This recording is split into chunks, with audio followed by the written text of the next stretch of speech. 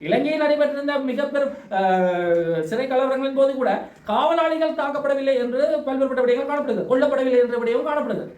ஆயினும் நீர்கொழும்பில் ஏன் காவலாளிகள் கொல்லப்பட்டார்கள் என்ற ரீதியில் பல்வேறுபட்ட கிட்டத்தட்ட 816 நபர்கள் குறிப்பாக நாளாந்தம் என்னிடம் வந்து தங்களுடைய தங்க நகைகளை மீட்டு தாருங்கள் என்று கோரிக்கை விடு.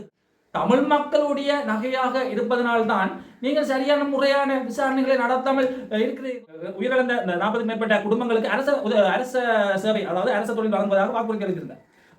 ஈழத்தமிழர்களாகிய நாங்கள் இப்ப தமிழ்நாட்டு முதலமைச்சருக்கு எவ்வகையான அழுத்தங்களை கொடுத்து எங்களுக்கான தேவையான விடயங்களை அடைந்து கொள்ளலாம் என்று நான் கிட்டத்தட்ட 14 நபர்களுக்கு மேல துப்பாக்கி சூட்டு காயம் காணப்படுகிறது. துப்பாக்கியால் சுட்டு அவர்கள் உயிரிழந்திருக்கலாம் என்ற அந்த பிரேத பரிசோதனைக்கு காண்பிக்கிறார்.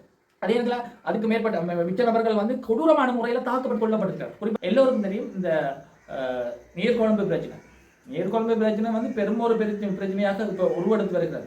குறிப்பாக அங்கிருந்து வெளிவருகின்ற விடயங்களை பார்க்கும் பொழுது எங்களை இப்படியும் நடந்திருக்கிறதா என்று சிந்திக்கிற அளவுக்கு தான் அந்த விடயங்கள் சென்று கொண்டிருக்கிறது.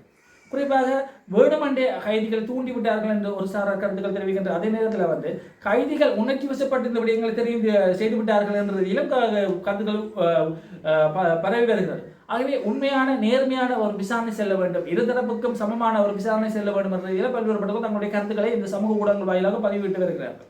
இப்போ இந்த இடத்துல தான் நேற்றைய தினம் கூட முக்கியமான சில விடயங்கள் வெளிவந்திருக்கு. கிட்டத்தட்ட 14 நபர்களுக்கு மேல துப்பாக்கி சூட்டு காயம் காணப்படுகிறது. துப்பாக்கியால் சுட்டு அவர்கள் உயிரிழந்திருக்கலாம் என்ற ரீதியில் அந்த பிரேத பரிசோதனைக்கு காண்பிக்கிறது. அதே நேரத்தில் அதுக்கு மேற்பட்ட மிச்ச நபர்கள் வந்து கொடூரமான முறையில் தாக்கப்பட்டு கொல்லப்பட்டிருக்கிறார். குறிப்பாக தலைப்பகுதி மற்ற உடலில் ஏனைய பகுதியில் கொடூரமான முறையில் தாக்கி அவர்களை கொண்டிருக்கிறார்கள். ஏன் இதற்காக சிறை காவலர்களை கைதிகள் கொன்றார்கள் என்ற ஒரு கேள்வியும் இப்பொழுது உருவாக்கப்பட்டு வருகிறது. இலங்கையில் நடைபெற்றிருந்த மிக பெரும் சிறை கலவரங்களின் போது கூட காவலாளிகள் தாக்கப்படவில்லை என்று பல்வேறுபட்ட விடயங்கள் காணப்படுகிறது, கொல்லப்படவில்லை என்ற விடயமும் காணப்படுகிறது.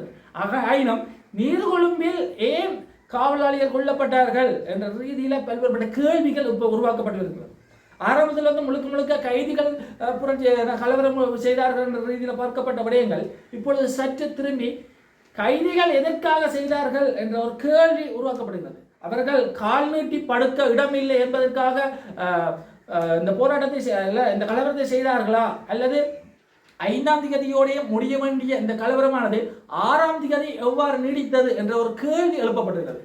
இப்ப இருக்கிற அந்த அதிகாரிகள் சரியான முறையில் அதை அணுகவில்லையா என்ற மாதிரியும் தங்களுடைய கருத்துக்களை பதிவு செய்யப்பட்டிருக்கிறார். ஆயினும் எதுவாக இருந்தாலும் தங்களுடைய கடமைகளை செய்ய முன்வருகின்ற அதிகாரிகளை தாக்குவது மிக பெரும் ஒரு பிழையான விடயம். அதுவும் கொடூரமான முறையில் கொலை செய்வது ஏற்றுக்கொள்ள முடியாத ஒரு விடயமாக காணப்படுகிறது.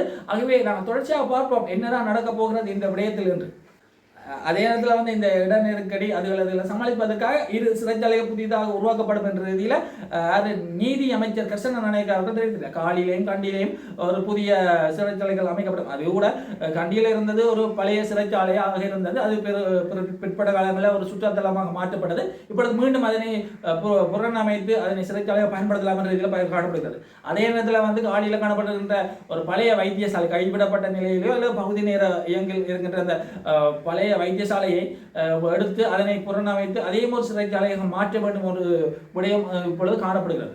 உண்மையிலேயே இந்த கிட்டத்தட்ட இட நெருக்கடி வந்து மிகவும் ஒரு பெரிய ஒரு பிரச்சனையாக இருக்கிறது. இந்த கைதிகளை கையாள்வதில் என்று கைதிகளுக்கு அரச மாளிகை தேவையில்லை தான், அவர்கள் குற்றவாளிகள் தான், அவர்கள் சிறையில் தண்டனை தான் அனுபவிக்கிறார்கள். ஆயினும் மனிதர்கள் என்ற ரீதியில் சில விடயங்களை செய்து கொடுக்க வேண்டிய தேவைப்பாடு இருக்கிறதால் அவர்களுக்கான அந்த இட நெருக்கடி போன்ற விடயங்களை மற்றும் சுகாதாரம் சார்ந்த பிரச்சனைகளை சரியான முறையில் அணுக வேண்டும் என்று பல்வேறுபட்டவர்கள் தங்களுடைய கோரிக்கைகளை முன்னெடுத்து வருகிறார்கள் என்பது இங்கு அவதானிக்கக்கூடிய ஒரு விடயமாக காணப்படுகிறது. கிட்டத்தட்ட 816 நபர்கள் குறிப்பாக நாளாந்தம் என்னிடம் வந்து தங்களுடைய தங்க நகைகளை மீட்டு தாருங்கள் என்று கோரிக்கை விடுகிறார்கள்.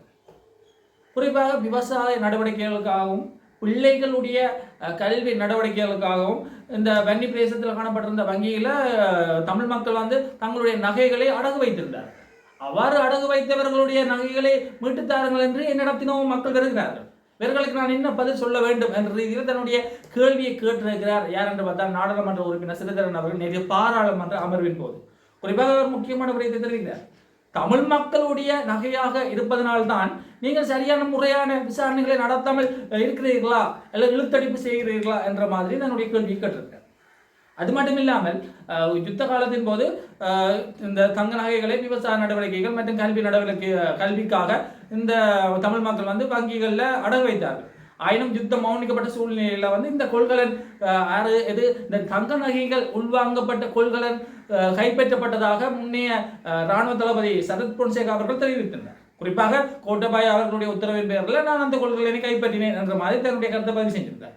அவ்வாறு கைப்பற்றப்பட்ட அந்த கொள்கலன் எங்கே என்ற மாதிரி கேள்வியை எழுப்பிய அவர் குறிப்பாக வந்து மஹிந்தா அவர்களுடைய குடும்பத்தின் சார்பில் உகாண்டாவில் முதலீடு செய்யப்பட்டிருக்கிறதா அல்லது வெள்ளையடிப்பதற்காக அனுப்பப்பட்டதா என்ற மாதிரி தன்னுடைய கேள்வியை கேட்டிருக்கார். இதற்கு சரியான ஒரு முறையான விசாரணைகளை மேற்கொண்டு தமிழ் மக்களுடைய அந்த தங்க நகைகளை மீட்டு அவர்களிடம் ஒப்படைக்க வேண்டும் என்ற ரீதியில் தன்னுடைய கருத்தை பதிவு செஞ்சிருக்கார்.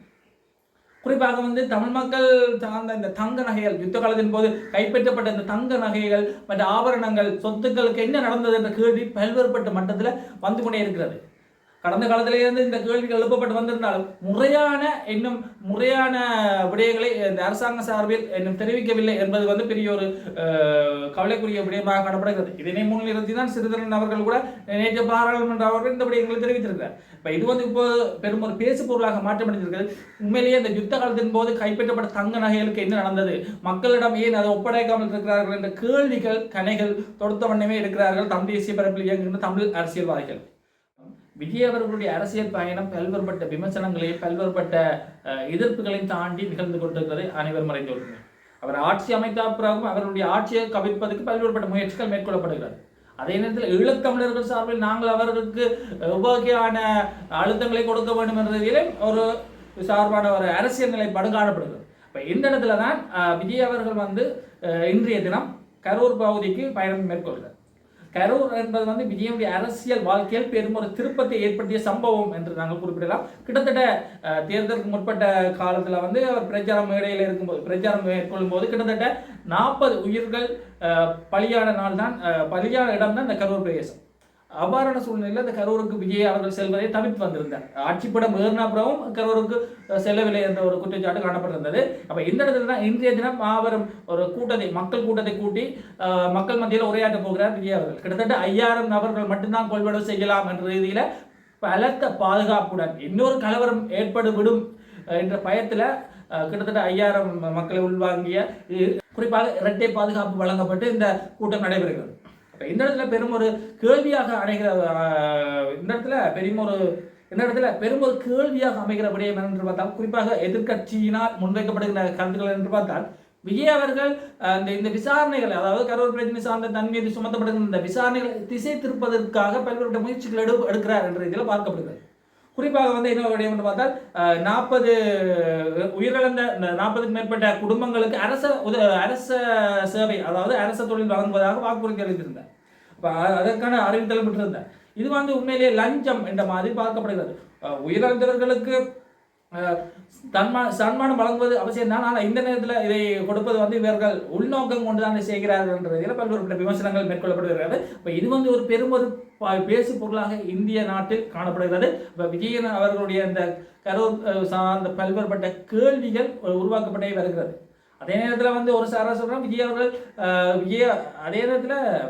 சார்பில் சொல்லப்படுறது விடயம் என்று பார்த்தால் இது எங்களுக்கு எதிராக திட்டமிட்ட ரீதியில் 40 உயிர்களை கொன்றாவது எங்கள் மீது சேறு பூசணும் என்பதற்காக உருவாக்கப்பட்ட விடயம். திட்டமிட்ட ரீதியில் பல தீய சக்திகள் ஒன்றிணைந்து தங்களுக்கு எதிராக செயற்பட்டு இந்த 40 உயிர்களை பழி வாங்கி விட்டார்கள் என்ற ரீதியில் விஜய் சார்பான கட்சியினர் தெரிவிக்கிறார். அதே நேரத்தில் விஜய் அவர்கள் இந்த கூட்டத்துக்கு தாமதமாக வந்தது மற்றும் ஒழுங்கான முறையில் கட்டமைப்பு இல்லாததான் இந்த 40 உயிர் பலியானதுக்கு காரணம் என்று அவர்கள் தங்கள் சார்பான கருத்துக்களை தெரிவிக்கிறார். இப்போ இது வந்து பெரும் ஒரு பேசு பொருளாக இப்பொழுது காணப்படுகிறது. காலப்போக்கில் தான் காண வேண்டும் நாங்கள் இந்த விடயங்களை எவ்வாறு அவர் கையாள போகிறார் என்று.